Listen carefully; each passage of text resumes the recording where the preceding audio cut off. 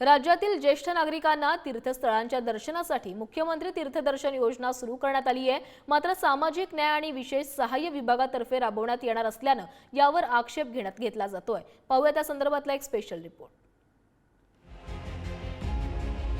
राज्यातील ज्येष्ठ नागरिकांना तीर्थस्थळांच्या दर्शनासाठी मुख्यमंत्री तीर्थदर्शन योजना सुरू करण्यात आली आहे। नव्याने सुरू करण्यात आलेली ही योजना सामाजिक न्याय आणि विशेष सहाय्य विभागातर्फे राबवण्यात येणार आहे। मात्र यावरून आता प्रश्न उपस्थित केले जात आहेत। निधीची चणचण असल्याचे कारण देत विद्यार्थी अनुदानाला कात्री लावली असताना सामाजिक न्याय विभागातर्फे ही योजना राबवण्यावरून टीका होतीये।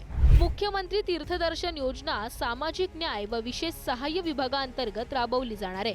सामाजिक न्याय व विशेष सहाय्य विभागांतर्गत सुरू असलेल्या अनेक योजनांच्या निधींमध्ये कपात करण्यात आली आहे। पीएचडी करण्यात अधिछात्रवृत्तीची विद्यार्थी संख्या कमी करण्यात आली। परदेशी शिष्यवृत्तीतही मोठी कपात करण्यात आली आहे। निधीची चणचण असल्याचं कारण देत विद्यार्थी अनुदानाला कात्री लावण्यात आली। पर्यटनाशी संबंधित योजनाही सामाजिक न्याय विभागाकडे दिल्याबद्दल आश्चर्य व्यक्त करण्यात आले।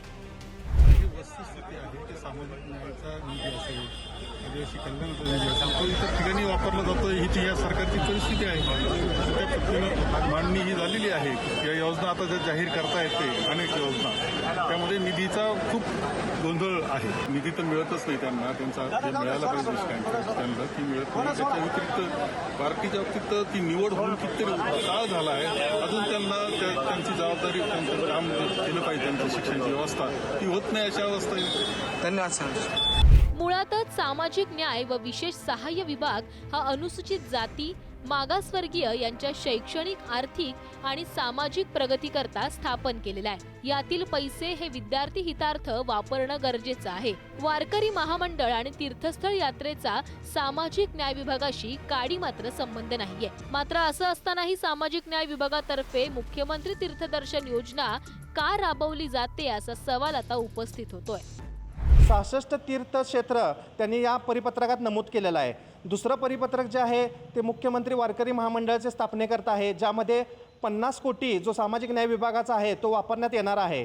तिसरा जो निधी आहे ते पंढरपूर आषाढी एकादशीसाठी जो आहे, दिंडीसाठी, तर प्रत्येक दिंडीसाठी 20,000 रुपये हे शासनाने जाहीर केलेलं आहे। सामाजिक न्याय व विशेष सहाय्य विभाग मूलतः अनुसूचित जातीच्या आर्थिक शैक्षणिक उन्नतीसाठी आहे। अशा पद्धतीने हा निधी वळवणे म्हणजे त्यांच्या निधीवर दरोडा टाकण्याचं काम या शासनाने केलेलं आहे। सामाजिक न्याय विभाग हे अनुसूचित जातीच्या कल्याणासाठी आहे की त्यांना त्यांच्या उन्नतीसाठी आहे, त्यांना खाली पाडण्यासाठी आहे, हा प्रश्न आम्हाला पडलेला आहे। सामाजिक न्याय विभागाने वारकऱ्यांसाठी वारकरी स्थापन मंडळ योजना काढलेली आहे। त्याच्यामध्ये अनुसूचित जातीचा जो निधी आहे तो त्यांना दिला जाणार। अनुसूचित जातीच्या विद्यार्थ्यांची स्कॉलरशिप अजून आलेली नाही, अशा प्रकारच्या प्रॉब्लेमला ते फेस करत आहे।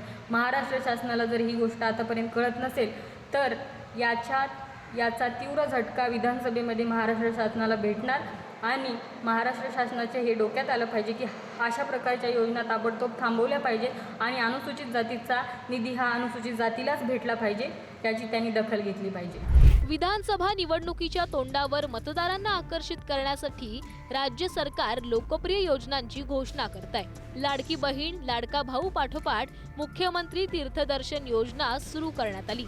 मात्र घटनेनुसार अनुसूचित जातीचं कल्याण करणं हे सामाजिक न्याय विभागाचं प्रमुख काम आहे। तीर्थस्थळ दर्शन घडवण्याचं काम सामाजिक न्याय विभागाकडे आल्यास मुख्य हेतूवर परिणाम होईल असं बोललं जात आहे।